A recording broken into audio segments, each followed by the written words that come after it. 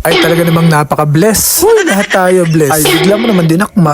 Kung makaplex, akala mo kalaki-laki. Uy, lahat malaki. Another blessed day guys. Ay syempre ang favorite kape. Kapiling ka. Uy, OA ka na naman. Ay talaga namang ang kape ang pinakauna sa umaga. Ay hindi ko na nga binidyo ang paggising namin kanina at kayo na may sumusobra na. Gusto nyo na lang lagi nakikita kami nag-aanis. Uy, ang sarap charis. O bakit parang ang laki-laki naman? Pagkaseryoso ng mukha nyo, abay napakaganda na umaga. Habang kami nga ay nagkakape, may mga realization sa buhay. At sa mga blessings na dumara, ay talaga namang napaka-bless. Uy, lahat tayo bless. Ay bigla mo naman dinakma. Uy, isa pa ang sarap charis. Kung makaplex, akala mo kalaki-laki. Rin na nga at pinag-iisipan na namin ang plano namin sa buhay. Medyo nakakapagod kaya wag na lang pala. Ang aga nga namin naghaharutan ni Babe at sila naman ay mga tulog. Kita nyo naman si Barbie, napakasarapan ng tulog. Sleeping Beauty yan. Ay hindi ko na nga muna ginising dahil napuyat kagabi kakabijak sa jowa niya. Charis. Uy, di nyo kakayanin. O heto na naman at nagkakagulo na naman ang kabahayan na parang palengke. Gusto mo yung araw-araw may nililinis ka sa mansyon. At sa wakas dumating na ang tubera na pinatawag namin. Uy, hindi si Zoraida yan. Charis. Ay hindi ko ba alam kung saan nanggagaling ang kalat at araw-araw may ganito kadaming kalat na inaalis. Abay dinaig pa ang gabi-gabing may party. Abay si Barbie ay nagising ng bad mood. Hindi nyo raw kasi pina-follow.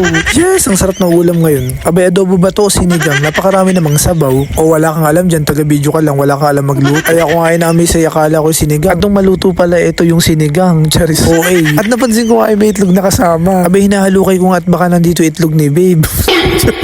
Wala pala't maitim yun eh. Uy, hindi mas masarap. At ang sabi ko nga ay hindi ako magpapatalo. Kailangan ilabas ko rin ang cooking skills ko. O paano ka naman makakaluto niyan? Ay isang oras na hindi mo pa maibaligtad ang karne. Napakahirap naman ng walang alam sa pagluluto. Para kang pinaparusahan. At lalo na't hindi ako sanay na mantika ang tumatalsik sa akin kung hindi yung kung yung ano ko kaya ipakain ko sa'yo. Charis. Tada, o diba ang sarap? Paano naman tayo papayat pag gaganto yung pagkain natin lagi? Charis. Huy, na yun lang yan. Di ka mayaman.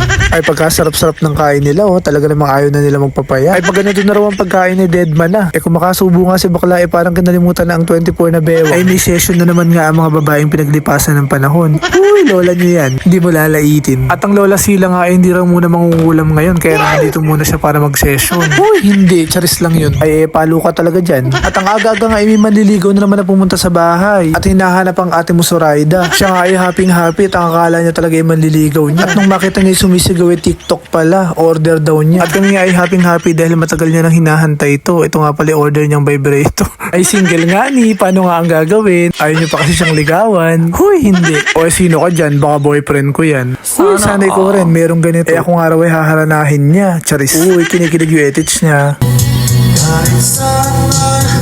Sana ay anino mo rin tumagamit sa aking kamay.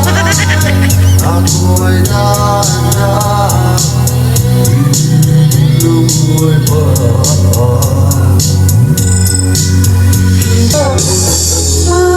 Pagkalaya, di nagano mo ko bawat gabi.